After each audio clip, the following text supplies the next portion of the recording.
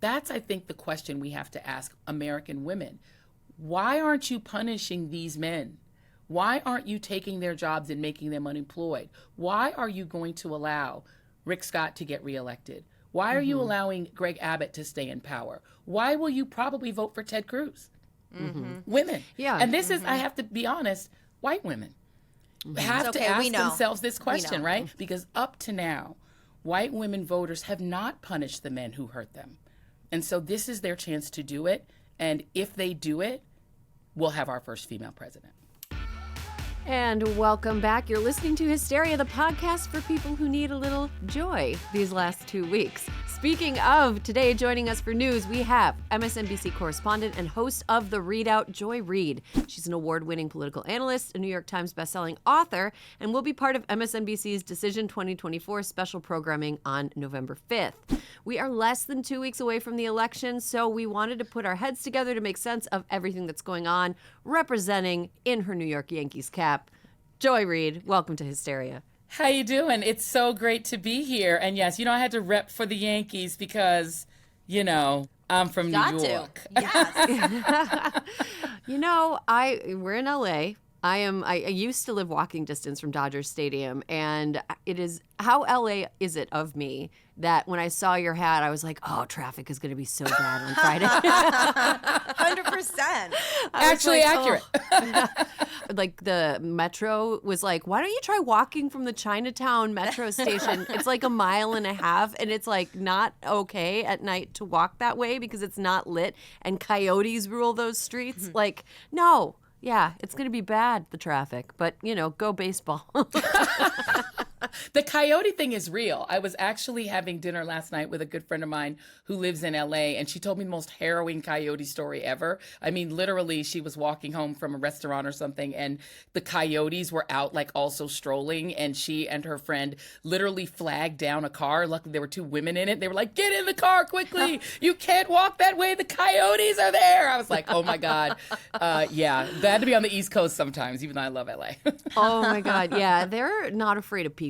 They're not afraid of people. I live really close to a college campus here, and there's like a couple dens on the campus. And like during nesting season or whatever, denning season, they're just like strolling up and down the sidewalk. And like I will sit on we're getting in the weeds, but I'll sit on my front porch. And if I see someone walking a little dog and then a couple like seconds later see a coyote slinking down, I'll yell, "Coyote!" And they'll be like, "Thank you!" And pick up their little dog so it doesn't get chomped off the sidewalk. Yeah. And well, in New York, the coyotes are called rats. And they also are not afraid of people. And they also stroll up and down the street. Oh, man. Freely. One time in New York, I lived there for like 6 years before I moved out here. And one time I saw 2 rats like tug of warring over a corn cob in the subway. But where did they get a corn cob in the subway? This is the problem. All right. Now, speaking of rats and coyotes, let's talk about the election. Okay, Joy, this election night will be huge for you on air. How are you preparing stretches, exercises? What are you? Cardio. Yeah. Alcohol, cocktails, bubbly drink. I mean, like literally, I probably should be in the gym. My trainer has been stalking me for the year, but since I had a book come out this year, and I literally have not been in the gym, and the gym is in my basement since January, because I've just been so busy and stressed that I actually have been too stressed to work out. So I figure I either need to maybe ramp up in the next 2 weeks and start getting on the treadmill every morning and trying to work out. But what I've been trying to do is my 4-7-9 breathing. Like that's my only exercise is like breathing, which actually really helps with anxiety. So I'll do my anti-anxiety breathing. I do my instant coffee every morning. I love busted, regular, cheap instant coffee, which Me is what too. Okay, it's so much better. I hate Starbucks. It's I so love that. much better. It's so easy. It's wonderful. Offline, I'll tell you my favorite brand. Okay, offline. Well, yeah, they're not paying for this, so we don't get to give them any steez. But the reality is, I just make my instant coffee. I put creamer, like flavored creamer, in it, so I don't have to add sugar, and that's like my comfort. I have a hot drink in the morning, and that's kind of all I do. It's sort of pathetic. It's like getting a hug from inside. It's a hug from inside. Yeah, it's a comfy little Freeze-dried hug. Alyssa and I have committed to only wearing comfortable clothes until and we even after wore the matching election. today and didn't even mean it. Wisconsin. T-shirts, and I work from home 2 days a week, and I'm actually going to be working from home today. So the days when I do the show from home, it is literally pajama pants, cute shirt. I'll do the makeup, but that's all you're getting, America. I put I'm in blush on slippers. for you. Yes. You got blushed. I got blushed appreciate today that. for you. So I feel how special. are you, how was election night reporting in 2020? How did that go for you? So what's interesting is that in 2020, and I was talking to a friend about this the other day, I had a very strong sense of where that election was going. Because, the sort of, I've been in the news media. I'm an old lady, so I've been in the news media a long time. But I did spend a few years outside of media and working on campaigns, which gives me kind of a really great sort of sense of where elections are going and how campaigns are thinking about them. And so, I read the 2020 election correctly, the opposite of what I did in 2016 when I was like absolutely wrong about what the outcome would be. But I knew where it was going. So I was confident, not nervous, and I had a real strong sense of how that was going to end. And so I was not nervous at all and didn't have to do a lot of prep. My prep on election night is just to start texting everyone I know that are either on the campaigns or on the ground and get a sense of what was going on. So I was actually thoroughly calm in 2020 and 2022. This has been a different election. This is the first election in a long time when I have absolutely no sense of where it's going, which makes me actually quite nervous. Okay, great. So we're all the same. We're all Yeah. pretty much the same. Yeah, I feel like I've woken up in a hotel room that's totally dark and I don't remember where all the furniture is. And I'm like, am I going to stub my toe or am I going to find the bathroom? That has happened to me so many times this year because, I've been on book tour, so I keep waking up in different hotel rooms, and I use the blackout curtains. And you wake up, you have no idea where you are, and the bathroom is on the other side of the room. And it has been so disorienting this entire year. I've just been my traveling God. so much. Oh my God. Well, let's talk about some of the stuff that is kind of driving conversation as we move toward the election. Alyssa, you want to talk about Florida? Oh, we don't want to, but No. we have to. Okay, you guys, for months, we've been talking about the serious anti-abortion fuckery going on in Florida. To get you up to speed, Florida's Fourth Amendment is on the ballot this November, and it would codify the right to abortion in the state. They need a 60% supermajority for it to pass, but Ron DeSantis is doing everything he can to prevent it from passing, from using state funds to advertise against it to sending election police after petition signers. Recently, the Florida Department of Health sent letters to local TV stations threatening criminal prosecution over airing ads in support of Amendment 4. This week, court documents revealed DeSantis was even more involved with the intimidation tactics than it initially appeared, but we definitely saw that coming. John Wilson, general counsel for the Florida Department of Health, resigned from his position and wrote in an affidavit that he received pre-written letters from Ron DeSantis' office directing him to send threatening letters under his name on behalf of the Florida Department of Health. Now, Wilson and Joseph Ladapo, the Florida Surgeon General and head of Department of Health, are being sued by the group sponsoring Amendment 4 for violating their First Amendment rights. With Election Day only 2 weeks away, what else will DeSantis do to try to sabotage this amendment? You guys, they do not care about their voters. Like, they just don't. Like, No. It's like, no, you may tell us this is your will, but we're going to stop that cold. You know how they knew that the letters came from Ron DeSantis' office? Because they were Postmark? on Mickey Mouse letterhead, and he'd put X's over the eyes of Mickey Mouse, and it was written in crayon. So those were the two hallmarks of DeSantis, like a disillusioned Disney adult who is also an idiot. Okay, Joy, what is your read on the Florida story? How are you feeling about Amendment 4? Well, and I think to take a step back, recall that the reason that Florida has a 6-week abortion ban, which essentially is a total abortion ban, is because Ron DeSantis was trying to get to the right of Donald Trump to prove to national voters that he should be president because he was a better fascist than Trump, a more coherent fascist, right? And the policies that were put in place were done by a Republican supermajority that was willing to do anything to make Ron DeSantis viable as a presidential candidate. And they've essentially allowed Florida, which was a respite in the American South from these abortion bans that have been rolling since the Dobbs ruling. And Florida and North Carolina were the only two southern states that women could go to. Remember, women who are broke or poor, you have to drive or get on a bus to try to go somewhere to get abortion care. Or if you're having an ectopic pregnancy, you're just out of luck now. in the entire South. The closest place you can go now are Virginia and Maryland because of North Carolina, because of a Democrat turncoat who gave them a supermajority, and Florida. And Ron DeSantis did this despite the fact that the majority of Floridians don't want this. Even Republican Floridians don't want this, but he doesn't care about them. And so in order to try to force it to stay in place, because he still thinks that he's viable if, Donald Trump becomes president and then after his, 18-year monarchy decides to retire, he still thinks that at some time in the future he's still able to be president. He wants it to stay in place, so much so that he's using literal, as you described, intimidation, bullying tactics, fascist tactics to try to keep it in place. Will it pass? Those I talk to who work in politics on the ground in Florida feel that it will. It's got enough support to get 60%, but DeSantis is now also challenging the petitions legally. So even if it passes, remember, Florida passed a constitutional amendment restoring the voting rights of people who committed felonies and served their sentences to reverse that, post-slavery era law. DeSantis and the legislature completely have undercut it. They're not enforcing it. They're not allowing it to go into effect. So the fight won't be over even if it passes, because this man is determined to implement the most far-right Project 2025 policies possible. So it's going to be a dogfight. And then the last thing I'll say is Floridian voters are not very reliable voters. I hate to say it, having worked a couple of campaigns down there, unless Barack Obama's name is literally on the ballot, it is so difficult to get Florida voters, other than right-wing Republicans, to the polls. So I'm hoping that that changes because of the Dobbs ruling waking people up. But Florida is built to disappoint. It's what Florida does. Shit, that was real. we really do shit a lot on Florida, but it's not every Floridian's fault that they keep electing terrible people to be in charge.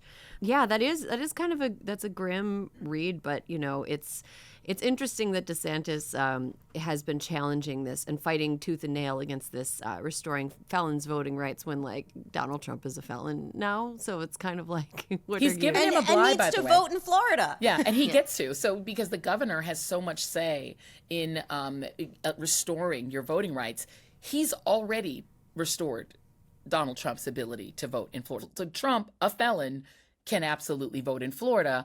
But if you're now, like a black felon, former felon, or like a brown former felon, yeah, not so much. Yeah, that's not great. Well, I am optimistic that the microscope on state level abortion laws in the light of Roe v. Wade being overturned will make it a little bit too hot for DeSantis, because I feel like this is a sort of thing he thought he could get away with. He wouldn't have tried it if he didn't truly believe. Because he's not brave. No, he's a fucking pussy. He truly thought he was going to get away with this. And I think that a lot of Republicans are sort of stepping on rakes, like that scene in The Simpsons with the whole parking lot, whatever, over and over again, because they cannot understand how and why women and other voters, but mostly women, are staying so mad about this. They don't get it. So they're like, well, maybe if I just wait another couple of months and then try it again. But it's no, we still are not considered full human beings under the law in many states. So we're going to stay mad until that changes. And I think that DeSantis tried this because he was like, well, they couldn't. I think they probably don't care about this anymore. And they're wrong over and over again. Here's the problem, and I think that's fundamentally true on a national level. You've seen even in Republican states, Republican-leaning states like Ohio and Kansas, women are still mad about it, absolutely, and it is still, to me, the driving force behind every post-Dobbs election, which is why this election's so hard to read, because women are still mad about it. But here's the problem. In states like Georgia, where Brian Kemp also signed a draconian abortion ban, in states like Texas, where Greg Abbott also signed a not only draconian abortion ban, but where they've encouraged people to spy on each other, where you can be sued if you're just an Uber driver who drives a woman to a place to get an abortion. In those states, in states like Idaho, where women have had to be airlifted out of that state in order to survive an ectopic pregnancy, there's been no punishment. No one has lost a seat because of this. Yes, people have passed constitutional amendments to restore or protect abortion rights when they've gotten the opportunity. But name me the Republican who's lost their job because of it. Brian Kemp didn't, Greg Abbott didn't, and there have been elections in which voters had a chance to punish these men, and they're not. And so I think the challenge is that we haven't seen women get mad enough to punish the people who did it. The fact that the architect of the overturning of Roe v. Wade, Donald Trump, is tied with a woman candidate. The fact that Rick Scott in the state of Florida is the odds-on choice to beat a female candidate, Debbie Murcarsel-Powell, who is an advocate for abortion rights in a state where abortion rights were stripped away. The fact that he is probably going to beat a female candidate, even if the abortion restoration passes, tells me that while women are mad, they're not mad enough. They're not mad enough because part of what voting is advocacy for yourself and self-preservation, but it's also punishment. And Democrats get punished when they say they're going to pass criminal justice reform, and they don't. Next midterm, punishment. Democrats get punished, particularly in state legislative races and state races, when they pass Obamacare to give people health care. People say, I don't like change. Punishment. Republicans tend to get away with it. They tend to get away with hurting people, harming people, and taking people's rights away.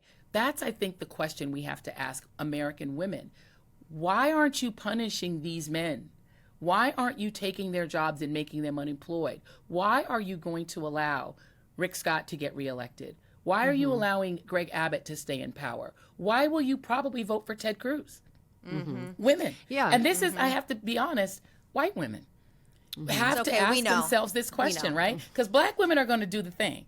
And Latino women are going to do too. 3/4 of Latino women are going to do the thing. And most Asian American women are going to do the thing. So I feel like it's and I love Shannon Watts so much in my soul because she's like, we have to have this frank conversation with the women who make up 30% of the electorate. A third of the vote is white ladies. So white sisters, when are you going to understand that you are the people they want to hurt most? They don't care about me having babies. They don't care about more little Black babies. They care about you. And so what I really hope happens in this election is that white women in this country who've only been free since the 1970s, because y'all couldn't open up a bank account, nor could I, even right a year until after Roe v. Wade, 74. Marital rape was legal till 91. And that was not about me. It was about you. And so I want to see, and that's the big question, that reason I don't know what's going to happen in this election, because up to now, white women voters have not punished the men who hurt them. And so this is their chance to do it. And if they do it, we'll have our first female president. And I think that that's completely agree with everything you said. And just to tag on to that, I think that the part of it is that a lot of white women have been tricked into believing that because they are used as props in racist and xenophobic pursuits by white men, that they are being protected, but they're not. We're being used just as much as any woman is being used. We're being used, but we're being told that we're being protected. And that sucks. That sucks. Okay, and I'm sorry to say we are not getting brighter as we move into this next story. As soon as Roe was overturned, we knew there'd be heartbreaking consequences, and now data's backing that up. I mean, ream after ream of data is backing that up. But this new piece of data that is a real bummer, a study from the JAMA Pediatrics Journal found that infant mortality data suggests that the Dobbs decision has prevented some women from terminating pregnancies that otherwise would have ended in abortion. The researchers could not gather specifically whether or not a pregnant person was denied an abortion, but they did count 247 additional infant deaths per month in the 1.5 years after Dobbs, amounting to a 7% increase. 204 of those deaths were due to congenital abnormalities, which were often terminated after that. Co-author of the study, Dr. Pavarti Singh, said this is evidence of a national ripple effect regardless of state-level status. So do you feel, Joy, sometimes that you're going crazy? You're like, we told you this would happen. Yeah, absolutely. There has been a driving desire to overturn abortion since I was in junior high school, okay? And I was in high school in the 80s. And people have been determined. And so, number one, I'm always shocked by people saying, I can't believe they overturned Roe. Baby, they've been saying they were going to overturn Roe for, since the 80s. And they've been very determined. I remember interviewing a guy in 2004 from something called the Liberty Council, COUNSEL. And he was the head of it. And he said, we're going to vote for George W. Bush in the 2004 election as Christian, right, as conservative Christian pro-life people. But there's going to become a point where we're not going to support Republicans anymore until they give us the thing we want, which is we want Roe overturned. And we're not kidding about that. We want it. So they were very explicit in 2004, which is one of the years I was out of media and working in politics. And so that's number one. Why are we stop being surprised? And number two, we've all been saying, and those of us in the media have been projecting and saying, if you overturn Roe, you're not going to stop abortion. Right now, the statistics show abortion numbers have increased since the overturning of Roe. It has not stopped abortions at all. But what you've seen increase is maternal death, women dying from abortion. You've seen increase in infant mortality, and the United States already has the highest infant mortality of any Western nation on earth. We are essentially a third world nation in a Gucci belt because our statistics for infant mortality, for maternal mortality, particularly Black women's mortality, have gone up, and they were already bad. We've also seen a skyrocketing number, at least 62,000 children born of rape in this country, and that's just the ones we know about. They've really only been able to count heavily in Texas and places like Louisiana and Mississippi. So we're seeing a skyrocketing number of rape births, and that means unwanted children who these same states don't want to feed, they don't want to give preschool to, they don't want to give school lunch to. They're going to be impoverished children who are going to be set up for lives of want and deprivation because those states don't want to care for them. They just want them born, right? And then the last thing I'll say is we've also seen people saying the quiet part now out loud and screaming it. There are 3 states led by Missouri who are litigating over the idea of mifepristone. They want it to be nationally illegal. In their brief, and I believe it's on page 119, they say that one of the harms being caused to states like Missouri is that mifepristone reduces teen pregnancy rates, and that because fewer teenagers are having babies, they are being deprived as a state of population increases. Wow. Meaning they want the teens having babies. Yeah. They're mad about they're not having teenage pregnancies. Yeah, and the thing is, some of the stats that you cited, Joy, about the number of abortions going up, they're going up in the demographics that people who are outlawing abortions want more people to have babies in. So, like, people who are white, more upper class, more moneyed, the people who are having more babies are, like, teenagers in Texas, young people who are completely, disenfranchised populations already, and their children are more likely to need state resources as they're growing up. I'm glad you brought up this new mifepristone suit because that's like jaw-dropping. It is jaw-droppingly ridiculous. It made me think about Judge McBurney's ruling in Georgia overturning briefly the 6-week ban when he said the state does not have the right to force a woman to use her body to benefit the state's interests. Right. I'm paraphrasing here. It felt to me like that was such an obvious point. Like, they're arguing, no, the state does have overriding interest in forcing women to use their reproductive labor to increase the population. And so, yeah, can the state decide whether or not you owe them reproductive labor, or can they not? Well, I mean, remember Amy Coney Barrett, when she concurred with the overturning of Roe versus Wade, one of the arguments that she made was about available children. Right. That there are not enough available children, and that one of the reasons that the state has an interest in overturning abortion is that unwanted babies are available for adoption by good Christian parents. And so now we're in Handmaid's Tale land. Yeah. Now we're saying that privileged women have a right to have unwanted babies born by poor women so they can have children because they are infertile. So now what we're saying is directly out of the Handmaid's Tale, that you must produce babies for the state because the state has an interest in ensuring that childless women, hello J.D. Vance, are not useless and worthless as men like J.D. Vance believe they are. Because their belief is that if you are not producing babies, you are not a worthwhile human being as a woman. And this goes further when you have right-wing men saying openly, we need to get rid of the 19th Amendment. that women should not have agency and individual ability to vote. It should be a family vote. Well, guess what? When this country was formed, we lived under something called coverture, which meant that I would have been an enslaved woman. So that didn't matter to me, right? I was owned property if we were all existing in the start of the country. But the two of you would have been living under something called coverture. And that meant that the man is the citizen, and everyone underneath him is his subject, his slaves, his wife, his children. So his wife and his daughter are under coverture. He's the only citizen and the only one with the right to vote. His wife and his daughter receive their voting rights through him. So when he goes to vote, he's voting for the whole family. And there was no need for the daughter and the wife to vote because they're covered. And if you don't have a husband and your father dies, your brother has you under coverture. You could not inherit property. If you go back and look at the burning of the witches, a lot of white women who were being burned as witches were out of step with the character of the country because they wanted to be property owners or business owners. They were seen as witches because they were out of control. And white women being out of control is such a huge theme in the way this country was formed. White women didn't get the right to vote until after black men. And they hated black men, but they were like, they can vote. But white women remained under coverture literally until the 19th Amendment in the 20th century. So it's like we're now have men arguing on social media where everyone can hear them that we need coverture again.